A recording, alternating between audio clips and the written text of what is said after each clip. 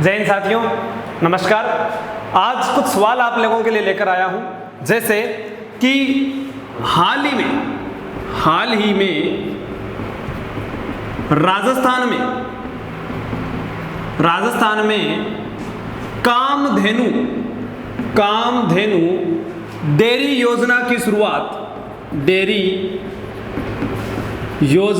शुरुआत अगला भाई लाम तो शेयर कर दीजिए। डेयरी योजना की शुरुआत किस जिले से की गई है? किस जिले से की गई है? ऑप्शन है आपके लिए जयपुर, जोधपुर, उदयपुर और बीकानेर। तो एक बार सभी जवाब दीजिए फटाफट कि राजस्थान में कामधेनु डेयरी योजना की शुरुआत किस जिले में की गई है। दूसरा प्रश्न आप लोगों के लिए नोट करते जाइए, फटाफट जवाब देते जाइए, स्क्रीनशॉट लेते रहें, लास्ट में सभी के जवाब आपको मिल जाएंगे। दूसरा प्रश्न है हाल ही में, सुनते रहें, हाल ही में किस युवा महिला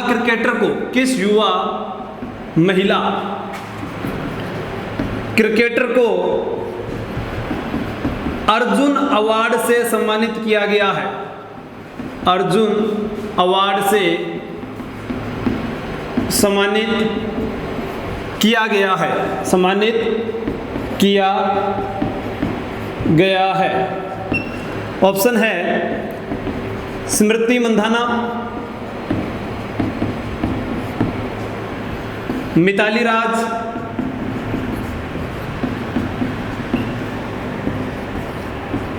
दीप्ति शर्मा, हरमनप्रीत कौर। और तैयार हो जाइए, नेक्स्ट सवाल आप लोगों के लिए 5 करोड़ का है। लाइफ लाइन ले सकते हो आप, अपने सभी साथियों को शेयर कर दीजिए और ये सवाल आप इसका जवाब दीजिए। और नेक्स्ट सवाल आपके साथ स्क्रीन पर आ रहा है दोस्तों, देखते जाइए। बहुत बढ़िया, लगातार वीडियो को देखते रहें और जवाब देते रहें कि दोहरी गुंबद का प्रयोग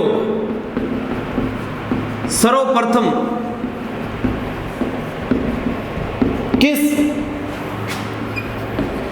मकबरे में किया गया था, या दोहरी गुंबद वाला पहला मकबरा कौन सा है? ऑप्शन है अकबर का, कौन सा मुगल बादशाह था जिसका दोहरी गुंबद वाला मकबरा बनाया गया? अकबर, बाबर, हुमायूं या जहांगीर? तो जल्दी से कमेंट करके बताइए, शाबाश, बहुत अच्छा। ज्यादा से ज्यादा लाइव होकर बताइए कि दोहरी गुंबद का प्रयोग किस मकबरे में किया गया था। और साथियों ये सारे प्रश्न करवाए हुए हैं। और दूसरी बात कि जो ताजमहल है वो किस महल से प्रेरणा लेकर बनाया गया था शाहजहां के द्वारा, वो भी आप कमेंट करके बताएं। इन सभी प्रश्नों के जवाब आपको कमेंट करके बताने हैं। नेक्स्ट प्रश्न आप लोगों के लिए स्क्रीन पर देखिए दोस्तों। अब प्रश्न आ रहा है कि पर्यटन के क्षेत्र में दिया जाने वाला पाटा पुरस्कार, पर्यटन क्षेत्र में दिया जाने वाला पाटा पुरस्कार जिसकी शुरुआत कब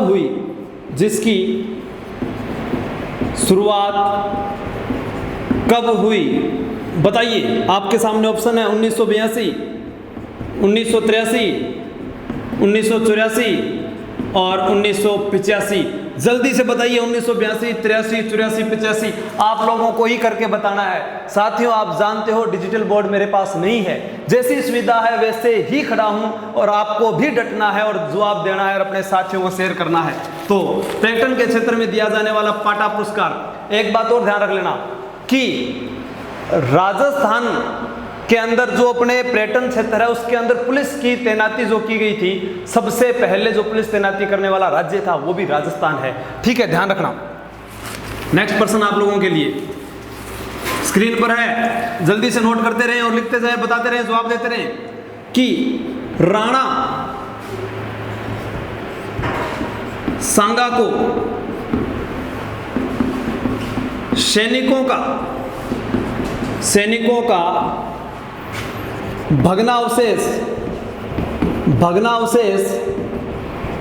किसके द्वारा कहा गया था? किसके द्वारा कहा गया था? राणा सांगा को सैनिकों का भग्नावशेष किसके द्वारा कहा गया था कि उनके शरीर पर इतने घाव थे इसलिए उनको सैनिकों का भग्नावशेष कहा गया। राणा सांगा बोले तो 9 या 27 1509 में राज्याभिषेक हुआ था, 27 तक राज्य शासन रहा और 30 जनवरी 1528 में राणा सांगा की मृत्यु हो गई थी। सभी जानते हैं इस बात को। राणा सांगा की मृत्यु की बात करें, चाहे हम बात करें चंद्रसेन, जो राव चंद्रसेन थे मारवाड़ के शासक, या महाराणा प्रताप की बात करें, तीनों शासकों की जो मृत्यु हुई है वो जनवरी में हुई है। जैसे महाराणा प्रताप की मृत्यु 19 जनवरी 1597 में हुई थी, 1597 में महाराणा प्रताप की, तो 11 जनवरी 1581 के अंदर जो मृत्यु हुई थी वो राव चंद्रसेन की हुई थी। तो 30 जनवरी 1528 को राणा सांगा की हुई, तो महात्मा गांधी की 30 जनवरी 1948 में हुई थी मृत्यु। इस सभी चीजों को आप नोट करते रहें। ऑप्शन आप लोगों के लिए है यहां पर doctor Gaurishankar, Hirachand Ojha, colonel James Tod, doctor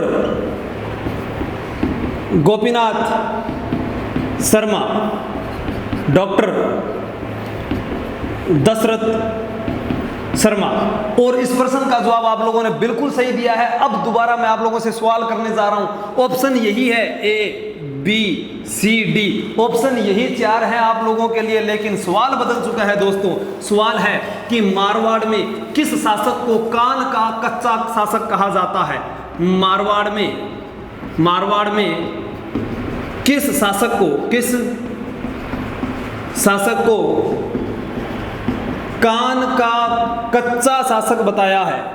Marwar में किस शासक को कान का कच्चा शासक बताया गया है? अब आप लोगों के सामने ऑप्शन वही है, जवाब देना है इन चारों में से ही। पहले वाले का था, इसमें ये है। ठीक है, मारवाड़ में किस शासक को कान का कच्चा शासक बताया गया है? जल्दी से जवाब देके बताइए कौन सा शासक था जिसे कान का कच्चा शासक बताया गया है और किस व्यक्ति के द्वारा बताया गया? इनमें से दोनों चीज बतानी है। यानी यहां मैं आप लोगों को राजा का नाम दे देता हूं, 1 2 3 4, तख्त सिंह, मान सिंह, अजीत सिंह और अभय सिंह। जिसने मारवाड़ वाला वीडियो नहीं देखा एक बार वो वीडियो जरूर देख लेना। मारवाड़ में बताया था मैंने कि जिसका तख्तो ताज नहीं हिला सके वो राजा तख्त सिंह था। 1857 की क्रांति में मारवाड़ में शासक तख्त सिंह था। ठीक है, अजीत सिंह जिसकी जीत नहीं होती, अजीत सिंह जो है जो जसवंत सिंह का पुत्र था, उसके बारे में बताया गया था। वीर दुर्गादास राठौड़ को देश निकाला दे दिया था। अंतिम शासक था अजीत सिंह जिसने अपनी पुत्री का विवाह मुगलों के साथ किया था। इंद्र कुंवरी का विवाह फरूख शेर के साथ किया था, वो शासक अजीत सिंह था। और अभय सिंह तो वही है जिसने कहा था काट दो, फिर उसने कहा था जाम्बो जी की सौगन माने जाम्बो जी की सौगन माने खेजड़ी बडन द्यूली नहीं थाने। ठीक है, तू जो दाना रो मंत्री है, मैं बिश्नोई बेटी हूँ, जो बातें की थी ना अपन ने, सेम वही चीज है। ठीक है, जाम्बो जीरी सोगन माने हरे रुकनी बडन दुली थाने। तो नेक्स्ट चलते हैं, इसके दोनों जवाब देने हैं कि किस शासक के लिए किसने कहा है।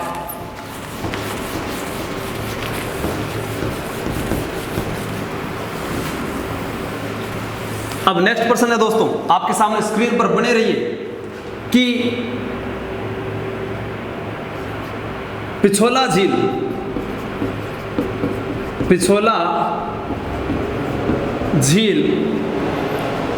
में जग निवास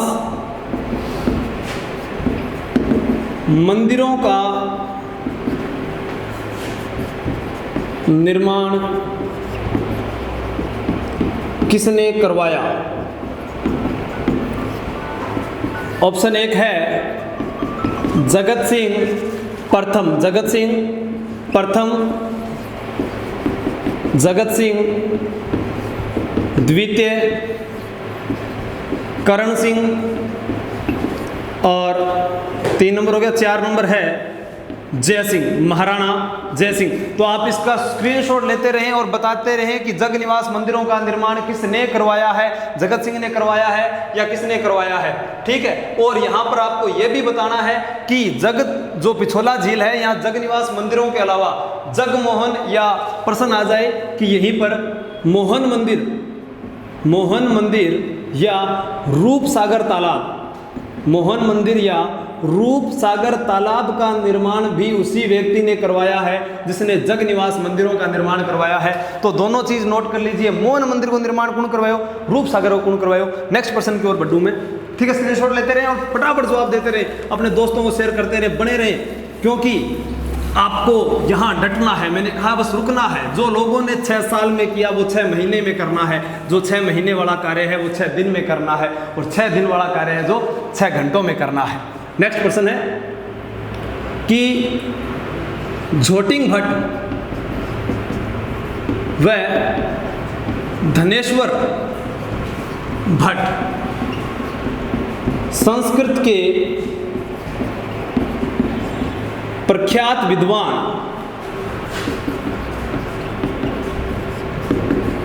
किस महाराणा के काल में थे, किस महाराणा के काल में थे, किस महाराणा के काल में थे। ऑप्शन है राणा सांगा, राणा मोकल, राणा कुंभा और राणा लाखा। लाखा के बारे में बताया था मैंने, ओए लक्की लक्की ओए, यानी जिस उम्र में बेटे की शादी होनी थी उस उम्र में बाप की शादी होने ला रही है। बीन होता था लक्की राजो कौन हो सके, देखने ने तो आया छोरा ने ब्याह करके बाप को, ठीक है। तो राणा लाखा, राणा कुंभा, राणा सांगा, राणा मोकल, त्रिभुवन नारायण मंदिर, सुमिदेश्वर मंदिर की बात करते हैं, राणा कुंभा का नाम आता है तो हाल गुरु, चाप गुरु, दान गुरु, अशोपति, गणपति, राणा रासो, विनोद भट्टाचार्य, तोडरमल, नंदीश्वर, महाराजा धीराज, सारी अपने परम गुरु, सारी उपाधियां जिनके बारे में पढ़ चुके हैं अपने, सारे की सारी राणा कुंभा के लिए है, ठीक है। तो आपको बताना है कि झोटिंग भट्ट व ये धनेश्वर भट्ट संस्कृत के प्रख्यात विद्वान किस महाराणा के काल में थे। नेक्स्ट प्रश्न आपकी स्क्रीन पर साथियों, जल्दी जल्दी सबको शेयर कर दो प्रश्न। आज जितने प्रश्नों के आप जवाब दोगे उतना ही आपको अच्छा फील होगा, ठीक है। तो नेक्स्ट प्रश्न है कि महाराणा प्रताप की अस्थायी राजधानी कौन सी थी। Number 1 Avargarh, number 2 Chavand, number 3 Khamnor, number 4 Avargarh, Chavand, Khamnor और गोगुंदा। महाराणा प्रताप की अस्थायी राजधानी कौन सी थी, ये आपको कमेंट करके बताना है। और अभी मैं प्रश्न चेंज कर दूंगा, ऑप्शन यही रहेंगे। ऑप्शन ये रहेगा कि महाराणा प्रताप की सेना में आपने सुना होगा एकमात्र मुस्लिम सेनापति था, एकमात्र मुस्लिम सेनापति। तो पहले उसका नाम आप लोगों के जहन में आ चुका होगा कि वो मुस्लिम सेनापति कौन था। अब उसी का प्रश्न पूछने जा रहा हूं, इस प्रश्न का जवाब दीजिए आप कि महाराणा प्रताप की सेना में जो एकमात्र मुस्लिम सेनापति था उसका नाम था हाकिम खां सूरी। तो प्रश्न आता है हाकिम खां सूरी का मकबरा, हाकिम खां सूरी का मकबरा कहां पर स्थित है। हाकिम खां सूरी का मकबरा कहां पर स्थित है, बताइए। आवरगढ़, चावंड, खमनोर और गोगुंदा के अंदर, जल्दी बताइए। अब नेक्स्ट प्रश्न आप लोगों के लिए स्क्रीन पर, जो चंबल नदी है राजस्थान में, चंबल नदी। दोस्तों नदियों के बारे में मैं बता चुका हूं, फिर भी आप नोट कर लेना। चंबल नदी राजस्थान में, चंबल नदी राजस्थान व मध्य प्रदेश के मध्य कितने किलोमीटर की सीमा बनाती है? आपको कमेंट करके बताना है कि राजस्थान व मध्य प्रदेश के मध्य वो कितने किलोमीटर की सीमा बनाती है। चंबल को याद करने के लिए ट्रिक बताई थी। चंबल को सी से लिखा, CHMBAL, चंबल लिख दिया ना। उसके बाद देखो सी से सी के बाद में क्या आता है? डी। किन किन जिलों से गुजरती है? किन जिलों से गुजरती है? किन जिलों से गुजरती है? तो यहाँ पर चित्तौड़गढ़, कोटा, बूंदी, सवाई माधोपुर, करौली और धौलपुर। चित्तौड़गढ़, कोटा, बूंदी, सवाई माधोपुर, करौली और धौलपुर। चंबल में चंबल, बनास, लूणी नदी कहो, चाहे बनास नदी या चंबल नदी कहो, तीनों ही नदियां हैं जो 6 जिलों से गुजरती है। 6 जिलों से गुजरती है। बना सकता है हमें कोई मूर्ख जब हमें ABCD नहीं आती।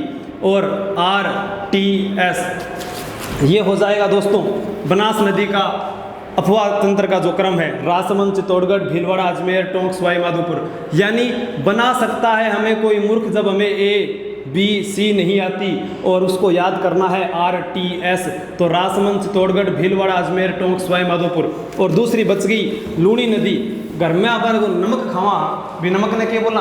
लूण। और आम भाषा में लूण को क्या बोलेंगे? नमक को क्या बोलेंगे? लूण बोलेंगे। तो लूणी नदी यानी अनूप और जय विजय इनको कहा जाओ लूण ले रहा हो। अजमेर, नागौर, पाली, जोधपुर, बाड़मेर, जालौर का लूण ले रहा हो। 8वां किलो कवर हो जाएगा। तो इसकी जो लंबाई की बात कर रहे हैं, बताओ आप, 135 किलोमीटर, 241 किलोमीटर, 966 किलोमीटर और 245 किलोमीटर। जल्दी से कमेंट करके बताइए चंबल नदी राजस्थान के मध्य प्रदेश में कितने किलोमीटर की सीमा बनाती है। फिर अपने बात करते हैं कि भारत में जजिया कर वसूलने वाला पहला शासक कौन था? भारत में जजिया कर वसूलने वाला पहला शासक कौन था? तो आपके सामने ऑप्शन है महमूद गजनवी, दूसरा है सुबुक्तगीन, फिर है मोहम्मद बिन कासिम और फिर है फिरोज शाह तुगलक। तो दोस्तों आपसे प्रश्न पूछा जा सकता है कि भारत में सबसे पहले जो जजिया कर वसूलने वाला शासक कौन था? सबसे पहले भारत पर आक्रमण किसने किया था? कहां पर आक्रमण किया था? सिंध प्रदेश पर आक्रमण किया था। वहां का राजा दाहिर था। वहां का राजा कौन था? दाहिर था। और दाहिर की पत्नी ने ही सबसे पहले जो है जोहर किया है। जो भारतीय इतिहास में सर्वप्रथम जोहर का उल्लेख मिलता है तो वो किस व्यक्ति के द्वारा आक्रमण किया गया था? उसके द्वारा भारत में जजिया कर लागू किया गया। जजिया कर क्या होता है? गैर मुसलमानों से लिया जाने वाला जो कर कहलाता है वो क्या कहलाता है? जजिया कर कहलाता है साथियों। तो जजिया कर है। जजिया कर के बारे में आपने प्रश्न पढ़ लिया। तो नेक्स्ट प्रश्न आपकी स्क्रीन पर आने वाला है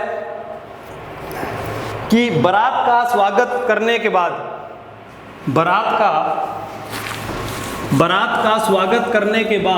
जो बारात को भोजन कराया जाता है उसे क्या कहते हैं? बारात का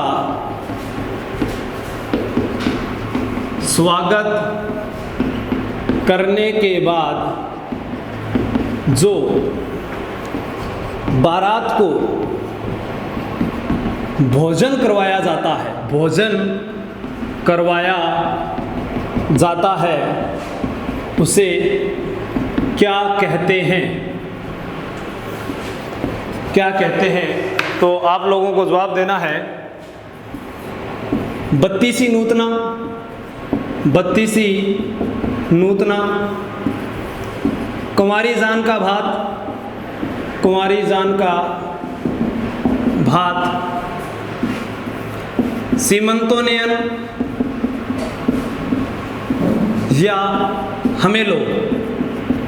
तो आपको ये बताना है कि बारात का स्वागत करने के बाद जो बारात को भोजन करवाया जाता है उसे क्या कहते हैं? बत्तीसी नूतना, सीमंतोनयन, कुंवारी जान का भात या हमेलो कहा जाता है, ये जल्दी से आप कमेंट करके बताएं कि उसको क्या कहा जाता है।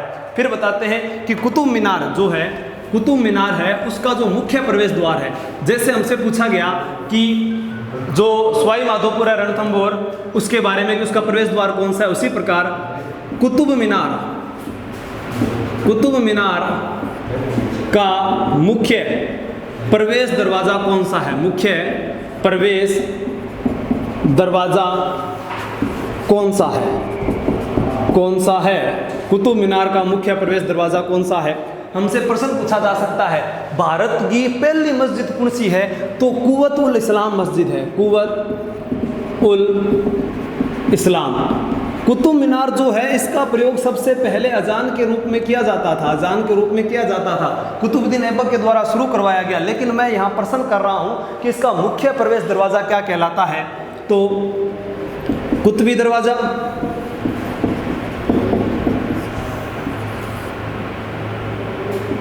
नासिरी दरवाज़ा,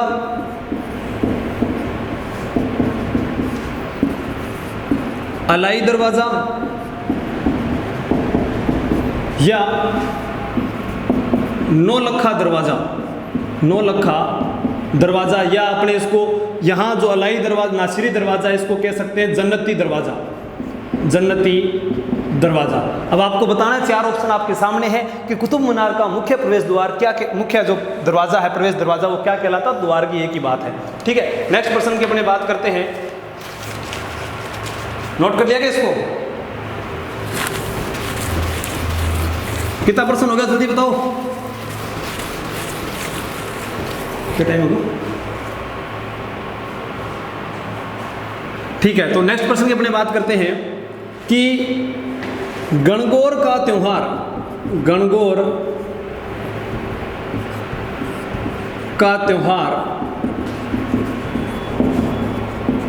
किस माह में मनाया जाता है। तो आप लोगों के सामने प्रश्न है, गणगौर का त्योहार श्रावण, चैत्र, वैशाख और भाद्रपद। तो दोस्तों एक चीज़ आपको यहाँ बता देता हूँ, सावन की अगर तीज आती है, ठीक है, तो वो कौन से पक्ष में मनाई जाती है भाई, शुक्ल पक्ष में, क्योंकि एक तरफ कृष्ण पक्ष होता है एक तरफ शुक्ल पक्ष होता है। उसी प्रकार आखा तीज आती है वो भी इस वैशाख के कौन से पक्ष में, शुक्ल पक्ष में।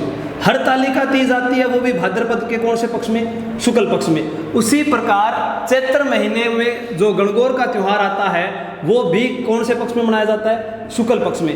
अब आपको ये बताना है कि वो एकम को आता है, द्वितीय को या तृतीया को, ठीक है, ये आपको बताना है कमेंट करके भी गणगौर का त्योहार किस माह में बनाया जाता है। वैसे लगभग मैंने यहाँ जवाब दे दिया है, लेकिन आपको बताना है, एक साथ चार प्रश्न आपके क्लियर होते हैं। आखा तीज आवे, सावन की जगह तीज आवे, या अपने भाद्रपद के महीने के अंदर हरतालिका तीज, वहाँ पर कजली तीज अलग है, वो कृष्ण पक्ष की है दोस्तों, उसको ध्यान रखना। पुराने वीडियो डाले हुए उनको जरूर देखना, ठीक है। नेक्स्ट बात करते हैं,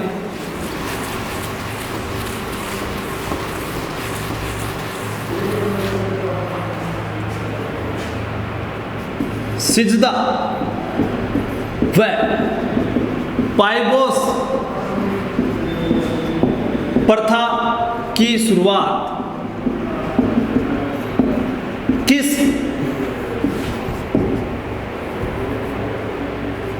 सल्तनत कालीन शासक के द्वारा की गई। ऑप्शन है कुतुबुद्दीन ऐबक, दूसरा है इल्तुतमिश, फिर है रजिया सुल्तान, और चौथा ऑप्शन है दोस्तों बलबन। अब मैं आप लोगों को एक चीज़ और बता देता हूँ, इनके बारे में एक एक लाइन से ही पूरा इतिहास याद हो जाता है। इसके लिए गुलाम लोहा से चाकू व ढाल बना, ये याद हो गया। इल्तुतमिश ईद को अम्मी बस तू कुरान पढ़। और रजिया सुल्तान, राज आप कैसे हो?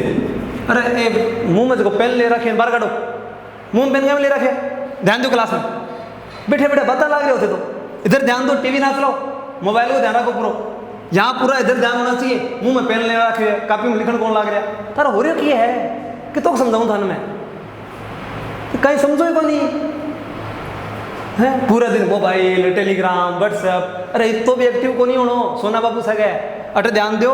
राज आप कैसे हो, याद आगे ख्यालों में डूब गए, अरे ख्यालों में कौन डूबना, अठे ध्यान रखो, अठे ठीक है नहीं, मैं सारो ध्यान आगे देख के कर रहे हो, क्योंकि ईमानदार स्टूडेंट पढ़ रहा है, बेईमान का तो कोई इलाज ही को नहीं। बचा हुआ लोन अब इसी उल्लू को देना है।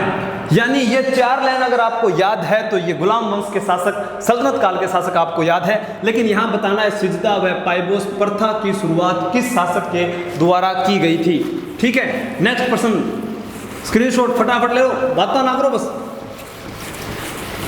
घर का हम धमकावे को नहीं की मार लो पापो तो मन बहुत कूट तो। ठीक है, प्रश्न है कि चाहर तस्लीम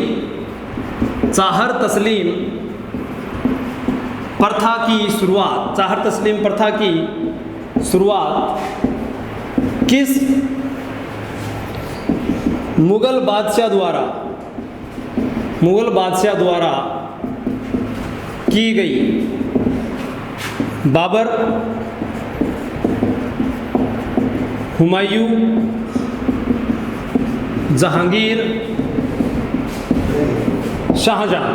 यानी चाहर तस्लीम प्रथा की शुरुआत 4 बार मस्तक झुकाकर सलाम है, कब सलाम है क्या नहीं, अरे वो मिलते हैं जो कहते हैं आधा वर्जे वर्द कम, अस्सलाम वालेकुम, ठीक है, वो सारी की सारी बातें यहाँ पर ध्यान रखना। तो दोस्तों मैं ये कह रहा हूँ 1-2 प्रश्न मैं सीधे आपसे पूछ लेता हूँ, इनके डायरेक्ट जवाब दीजिए आप। कितने मिनट रहेगी? ठीक है, अभी देखो आप डायरेक्ट प्रश्नों के जवाब दोगे फटाफट मुझे कि अब प्रश्न याद ही नहीं वाला रहते, फिर बताओ। एकीकरण के समय मारवाड़ शासक कौन थे? 1857 की क्रांति के समय, एकीकरण के समय, कांग्रेस की स्थापना के समय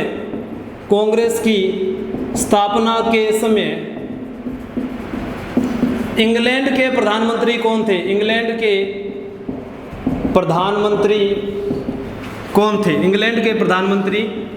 थे? ये आपको कमेंट करके बताना है। एक प्रश्न और लिख रहा हूं कि नारियल पूर्णिमा का त्योहार कब मनाया जाता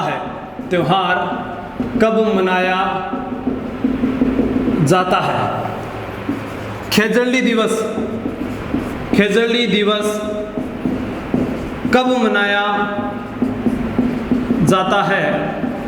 महात्मा गांधी ने हिंद स्वराज